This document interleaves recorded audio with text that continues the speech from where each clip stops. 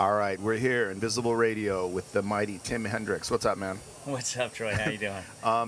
We're gonna try to leave the door open so that we can get a little bit of interaction from that room, because there's so many people here tonight, and it's like, so we don't feel like we're just clustered in here. But Yeah, you got to totally. speak into the mic. Oh, is that how that works? Well, because everybody complains. All right, I got to back up a little bit. Everybody complains that my voice is always too loud, and then the guest sounds like they're in the other room. So we're going to try to moderate that, even though the levels and everything are all the same. Bunch of pussies. That's the complainers.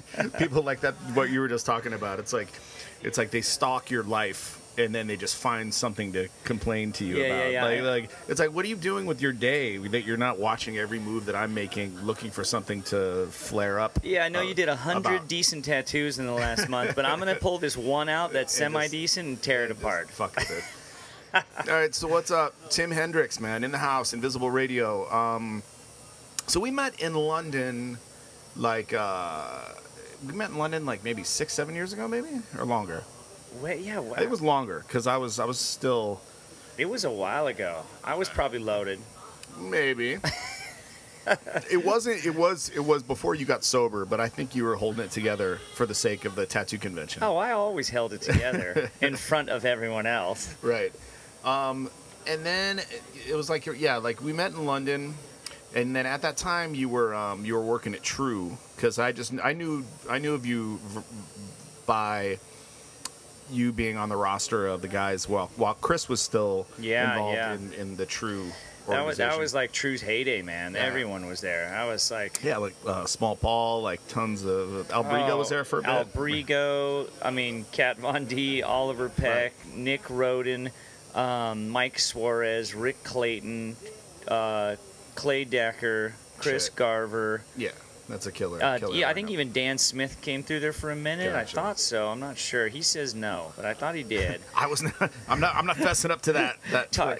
Taku was apprenticing there, who now works at Dark Horse. It was man, it was amazing. That's right. It was something else. Oh, Brandy Collins, who works at Tattoo Land. Okay. It was awesome. That's great. And then I think I feel like my first go ahead. Coming here, like I think my first experience here is I came by because I was on a trip just to say hi, and you were like, hey, you want to do a couple tattoos? And then some of the guys were like, hey, tattoo my hand or tattoo this. Now, you were just popped in, and then everybody wanted pieces from you. So, everybody wanted script and stuff. Enough. So, it worked out well, and then, it worked out to be a fun thing. Yeah, it was awesome. Coming through here.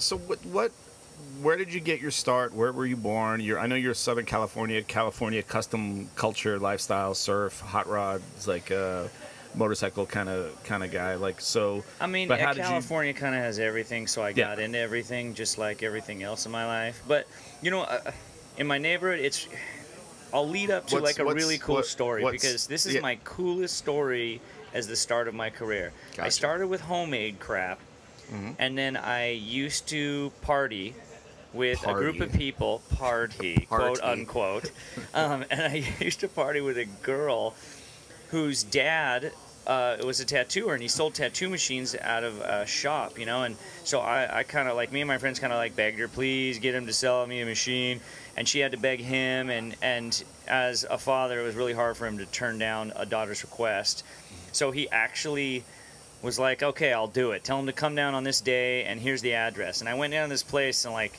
Chestnut Street in Long Beach. Okay. And I walked into the shop, and there was this dude Did he who answer the door wearing a karate outfit? Yeah, pretty much. He had a huge beard, all white beard like ZZ Top, stained with cigarettes from smoking, and he wore a hat that said, yes, it hurts. And he's like, are you Tim? Are you my daughter's friend? Nice. Come here. You got $225. I was like, yes, sir. Yes, sir. No, sir. Polite as can be. And you know what, man? This is the craziest thing. This is how, like, lucky I got. That was Rick Walters. Yeah, I thought it was Pike, leading. At the Pike in Long Beach at Burt Grimm's original shop, and he sold me a Catfish Carl machine, and that's how my professional tattoo career started. And Rick and I are still friends to this day. Did you understand the gravity of who he was at that time? Like, it was just the old tattoo guy? Dude, the old tattoo guy. I had no freaking idea how cool that whole scenario was. That's awesome. I mean, It's ridiculous. I do now. Yeah. But I saw him at a tattoo convention at the Ink Slingers Ball. Remember that convention? Yeah, man. I saw him at the Ink Slingers Ball years later, and I had like a portrait award in my hand. You know what I mean? Like one of those plaques he used to give you. You did good, kid. Yeah, totally. and I was walking past his booth, and he looked at me, and I looked at him, and I was like, oh my God, that's that dude who sold me that machine. And he goes, hey, man, you're that kid I sold that machine to years ago. You're my daughter's friend. I was like, yeah. And he pointed out the plaque. He said, looks like that's working out for you. And I was like, yes, sir, it is. And you know, we've always remained in touch, always been friends. That's awesome. Yeah. It's great. It's really crazy, like how small and how you know, like you'll just be in the right place at the right time with those kind of things. Yeah, I feel like tattooing found me. Yeah, as corny as that sounds, you know, it found me. We all, you know, I feel the same way. So you then you started. Who was your first biggest influences? Like, what kind of work were you seeing in the outset, and how did that set you on your way? Like, what was the first type of tattoos that you were like, I want to do that style? Corey Miller. Corey's right up in Skin and Ink. Yeah, you do, right? Written right there. I anticipated that. I just loved his style. I mean, I grew up not right down the street, but very close to Tattoo Land. So I got to see Mark Mahoney's and Jack Rudy's and Freddie Negretti style, and even like Mike Brown and Creeper. You know what I mean? So I just wanted to emulate their style. But man, for some reason, Corey Miller's tattoos just reached out to me. So I eventually got into a shop where I could pull off decent tattoos and develop a portfolio, and then I was like, okay, I'm going to go get tattooed by Corey. I'm going to watch him, and then I'm going to ask him to look at my portfolio. And I mean, we've kind of been friends ever since too. He's been like one of my mentors in a way. Awesome. Yeah, he's a great guy. Yeah, I met him early on. Like, I was at Everlasting, like all these guys would just roll through all the time, and it was like such in the cut, you know, to where anybody that came through, you knew they were looking for the spot, and especially if it was like, you see somebody come in and you're like, oh shit, it's like a real tattooer. Oh, totally. You'd make the time, you know, to stop what you're doing. Oh yeah, without a doubt. So yeah, then like, how long did you work with Corey, or did you just kind of admire him from a distance? Admire him from a distance. I would go in and show him my portfolio, and he would show me the good things about it, and then he'd shatter my ego and tear it apart. Right. And I'd come back a year later, get tattooed, and show him my new portfolio, and he'd do the same. And it was all based on, it's based on getting tattooed also, because that's how people don't realize, like, that's how, you know, man, it's not an established artist's responsibility to be your, you know what I mean, to give you a comeuppance. Yeah, you totally. know, like it's like we got shit to do too, you know, like when you.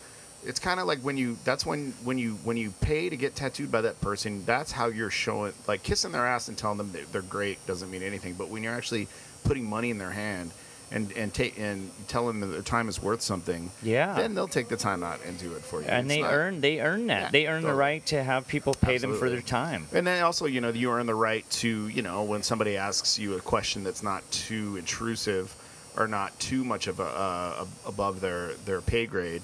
You know, then they'll give you a little bit of knowledge. Yeah, you know, they'll totally. drop a little bit of knowledge on you. And I paid Corey's hourly rate one time just so I could count the drops he put in of ink into his ink caps and then mix them with water. I paid to get tattooed just to make that count, and then he saw me counting, and he put his hand over it, like kind of laughing like, and I was like, too late, man. I already got it. I already remembered it.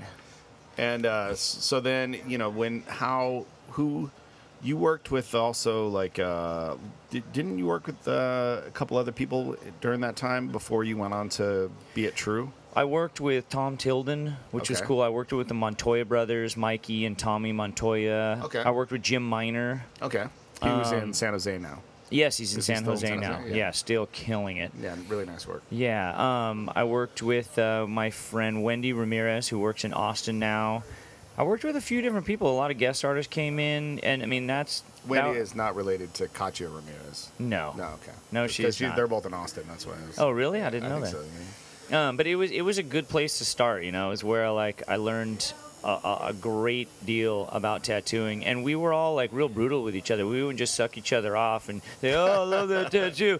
We would say, you know, we wait for the person to leave, and then we just tear it apart. We'd we'd break each other down and build each other back up. And so I progressed a lot there. I mean, I developed a pretty heavy drug habit there too. But hey, you know, whatever inspires you. Partying.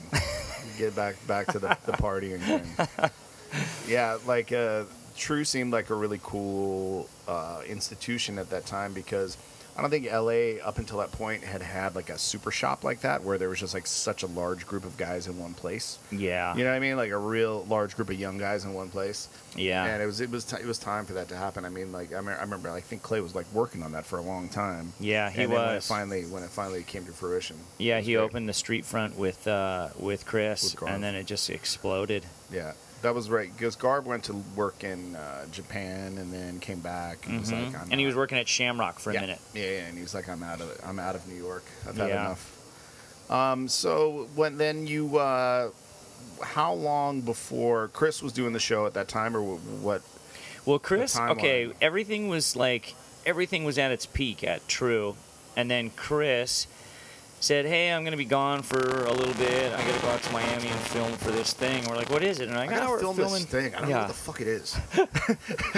By the way, your Garver impression is the most amazing thing on earth. If you guys don't know, Troy Denning's Garver impression is so perfect. I couldn't even tell you. We spent a lot of time together. So it's I'm sure he doesn't. He's pretty fucking tired of it. So I'll keep it to a minimum. But so he came back with this pilot thing. He went out to Miami. He filmed this pilot for something called Miami Ink. And he came back and he put in a VHS tape. It's in Miami and they're doing ink. Yeah. It's this crazy idea. I don't even own a VHS player anymore, but he put this VHS tape in. And he played this sizzler, and it was like a 10-minute sizzler or something. The fuck, like a teaser? Yeah, like a teaser. That's what they call it. They call it a sizzler. You got the industry lingo, you know? Dude. Because you're making them. Yeah, you're making them hot. Making them sizzle. Yeah. But I looked at it, and he goes, "It's so lame, huh?" And I watched it, and I looked at him, and I said, "This is gonna be huge." Gonna be huge. And he said, "You really think so?" And I'm like, "This is gonna change everything." Yeah. And it really did, man. It just blew in a up. lot of ways that, you know, in for better or for worse, it completely changed everything. Yeah, it was I refer to it as a phenomenon. Yeah.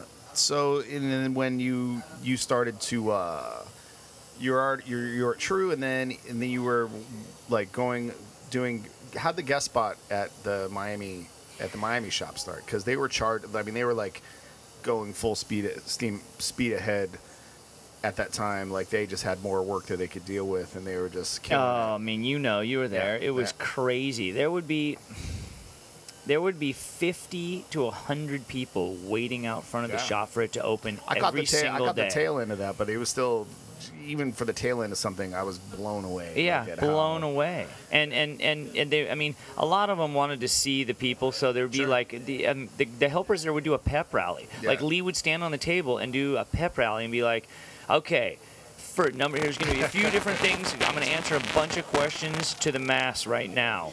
A, you will not see a person from the show today. You will most likely not see anyone from the show, and like half the people would leave right then and there. Right. You know, so he'd do all these announcements, you know, and kind of explain to people what the hell was going on. And by the time it was over, there was maybe like 10 to 15 people there, or 5 to 10 people there ready to get tattooed. And we'd start tattooing them, and then it was just constant all day, all night, all the time. And that was the crew, the BTS crew, the behind the scenes. Beginning of the BTS crew. Yeah. And Miami was still crazy at that time. Like, my God. It was nuts. Like, I still refer to, let me put it this way. My heart has never been more full. You know what I mean? Like I have a lot of great things in my life. I'm married to like the most amazing woman on earth. I have a son now. I have great friends. Congratulations. Thank you very much. That's what you get when you stop following. Like, I think I stopped following your lady on Instagram. Just for, just out of just she switched it. She switched it. Oh, she switched it. All right, whatever. Because I stopped being, knowing what was going on in her life, and then next thing you know, you guys have a kid. I was like, what the hell? Well, I don't post it on mine because I don't want 200,000 creeps looking at my life. But no, I mean, my heart right now in my life, my heart has never been so full. But I look back at Miami. Mm-hmm. And honestly, it was probably the most unadulterated, crazy fun I've ever had in my entire life. You got to get that out of your system. I mean, can we be completely honest on this? You can talk about anything. I worked so hard that I would have enough money to support my raging drug habit. I would buy a bindle a day and a gram and like bottle service, and I'd go eat at nice restaurants, and I'd still by the next day be able to make my rent and do a couple of things. I mean, it's all comes from hard work. You know what I mean? It wasn't crazy without revealing too much, but it was, it was just all hard work, 12 hours a day, 12 hours a day, 12 hours a day, tattooing nonstop. And I could live the life that I thought I wanted to live, Well, when you and also when you're not, when you're single and you're just like working your fucking ass off, the idea of just going home and repeating that, as tired as you may seem, you may feel like the idea of just going home and repeating that is like you want to shoot yourself. So you're like, I'm gonna go. You find the energy to go out and abuse yourself. And then repeat it the next day. Yeah, they call me the machine. Yeah. I've been there too. Then, like, you're working in Japan and stuff like that. You're like, I'm not going to be here for a while. Yeah. Like I'll stay out all night and then do three fucking big ass basketball sized tattoos the next day. So yeah, hanging out at the BTS house. Who was there at that time? Who was that crew? Oh, at that house, or just the whole crew working there? Well, it was Lee. Lee was like the helper, the ringleader. Yes. Right? Like the house. Oh my God. He was like the guy that like corralled everybody, and he was the devil's advocate. Yeah, he's the one that like would make sure that like, if like some pretty girl came in, she they found out where she was going to be drinking that night after the without tattoo a doubt, and all that kind of stuff. He had all the information. I love this bobblehead of Mark Brandon Reed Chopper right here. This is amazing. I got a lot of fun stuff. I love staring at that. Conan.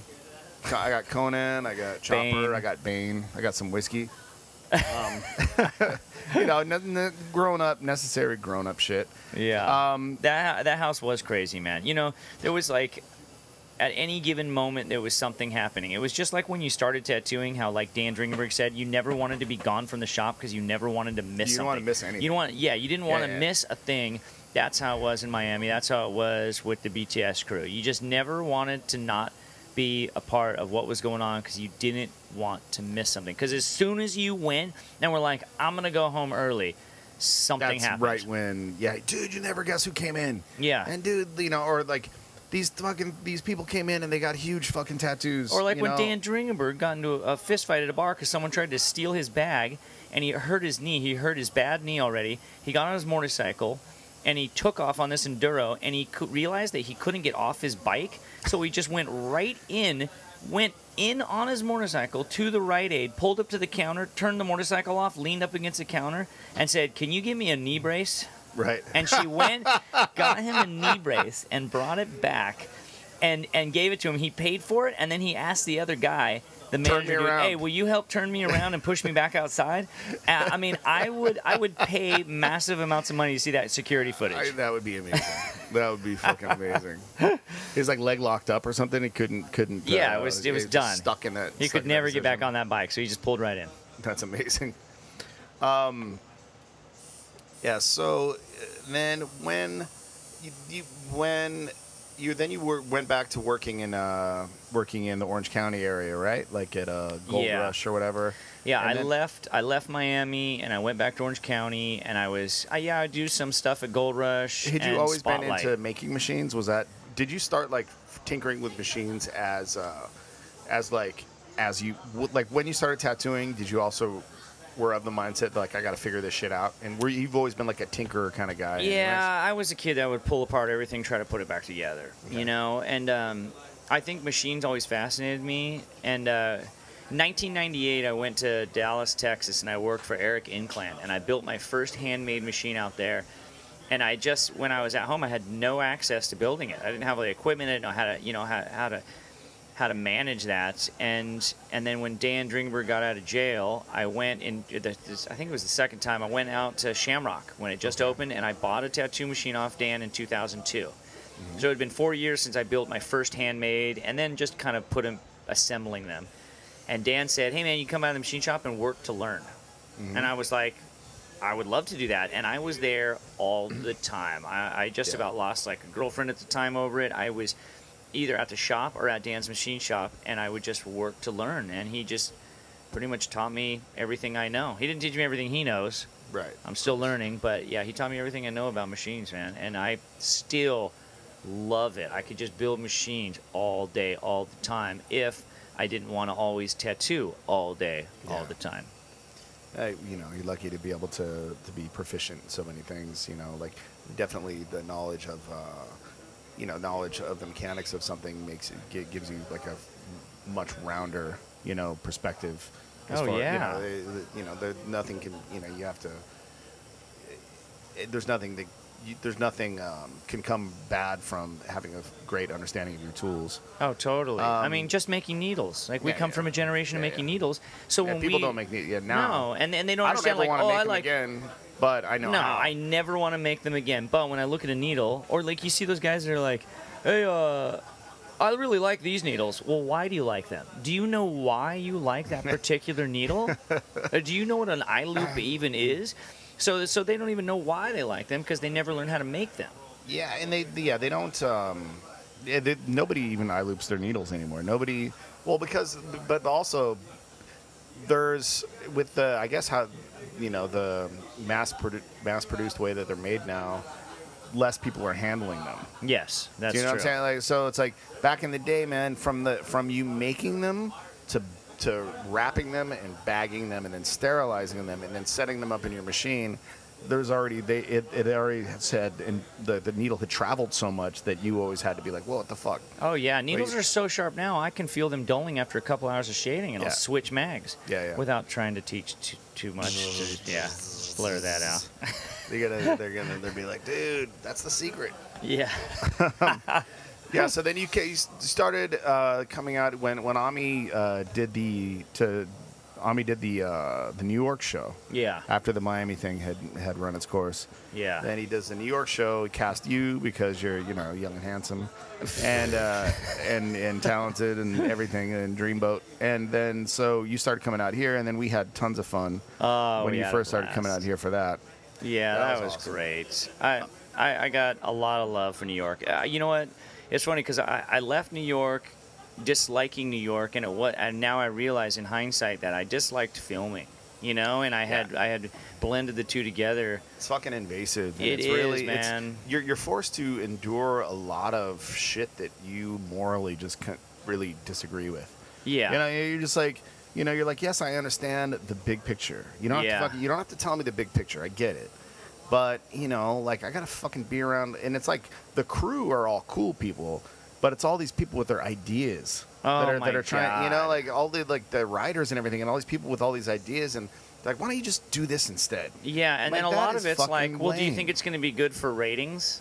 Yeah, then never mind, I'll be honest, I did some of my worst tattoos on camera because, I mean, look at the shop right now. Right now at the shop, we got a bunch of people out that door right there, all sharing their energy, talking shit, having a good time. There's really good music playing on the radio. There's things happening. Somebody might be painting. There's this over here. And then on a set, there's nothing happening. There's nothing no creative music, going on at all. Nothing at all. And then they used to make fun of me because I would light an incense at my station, and I rarely light hippie sticks while I'm tattooing. That's like a home thing.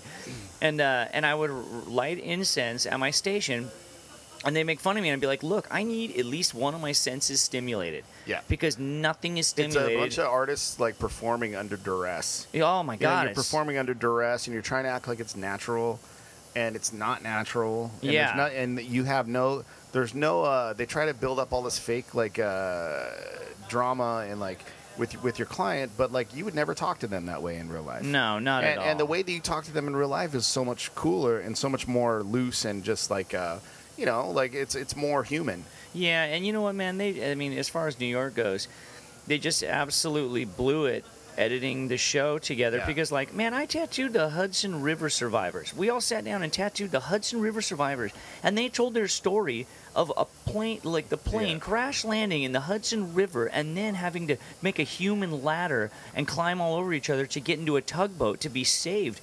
And these people had the most amazing story. It was so amazing, he said, that half the people on the plane got up out of their seat and turned around and looked at the seat. And he didn't understand why at first. And then later he found out from, like, in learning about violent and crazy things like this, people turned around to see if they were still there, if they were having an out-of-body experience, to see if they were still in their seat and they were like a ghost. They really did that. They told this amazing story and they cut it into like 2 minutes, 2.5 minutes. So that way they could fit drama with the helpers screaming at each other. And it was like, man, if people want to watch that, they'll turn on Jersey Shore. There's 100 other lame reality shows that don't involve talent. People with mohawks like throwing shit at each other. Yeah. And you know, when famous people come on the show to get tattooed, they have this mediocre story. Yeah. And you're like, I don't care about you. Completely mediocre. Oh, it's the worst. They have no real life experience. And no one wants to hear that. People can relate to ordinary people with some extraordinary stories they've been through in life. And that's all that people want to watch the show for, and they just blew it. But you know, that's life. Blowing it is their MO, though. You know, they blow it upwards. They continue to they fail upwards because they continue to kind of like, you know, keep doing versions of the same shit over and over again, and not, you know, like not ever trying any kind Isn't that like the definition of insanity? Well, yeah, but somehow there's still funding for it, or they just figure out ways to make it cheaper, you know, they do. or whatever. So you surf a lot, yeah? Yes, you still surf a lot? Yes, I do. I love. You're surfing. like a big wave surfer. I saw the photos. I wouldn't call myself a big. I have been. I had the lucky opportunity to surf some big waves in my life. Okay. But I do get a thrill out of when the waves get about 8 to 10 foot and above. For sure. What are the coolest places that you've been? Like the most mind blowing? Indonesia, spots? Man. Like Indonesia. Bali.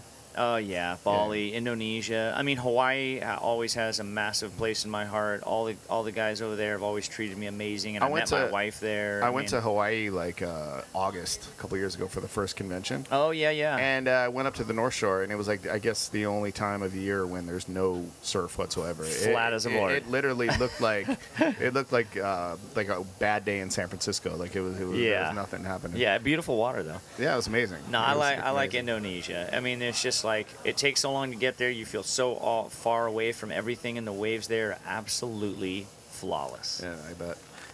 How often you travel for work now? Do you like still do tattoo conventions? Do you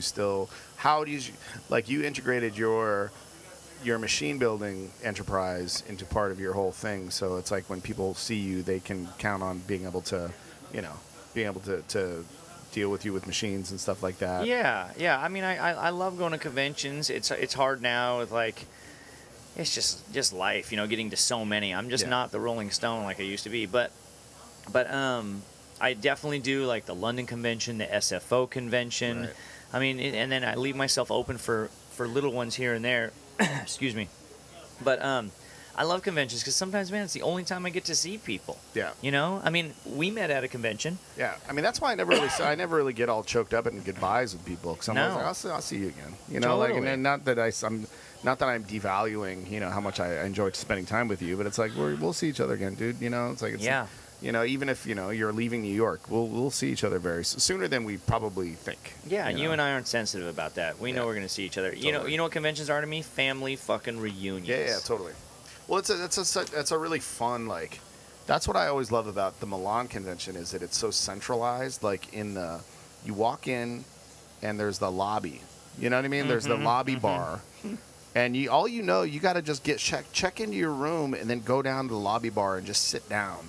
And then everybody's going to be coming through there at some point. And that's like, it was so fun. Like, because other ones where they're more decentralized, conventions that are more decentralized, like London, you got to really make an active effort to like meet up with everybody. Yeah. You know, you see them at your booth and stuff, but then when like everybody's going out, it's like everything. And London as a city is like leaves a lot to be desired because everything closes so early. Yeah. And it's really hard to like make shit happen with people that you want to see. Yeah, you know? I just usually hang out in front of Frith and I see everyone. Or go to Moe's Party. Moe's Party the party on Thursday night that's the meeting grounds. And then, you know, for myself, you know, I always feel like fucking shit the next 2 days because I got way too fucking... Jet lag and booze. Jet lag and booze on that fucking little street. Totally. What else is going on right now? Like, so you got a lot of stuff going on with you in California. You made a move, right?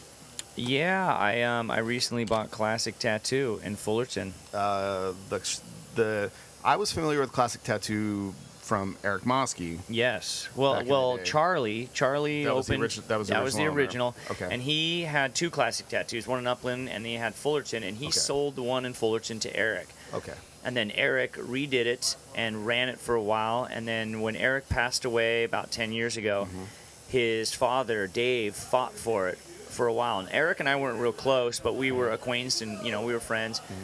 And it was Dave that I was closer with. And Dave and I knew each other through various things. And I always stayed in touch with him and helped him out as he was trying to keep that shop going. Gotcha.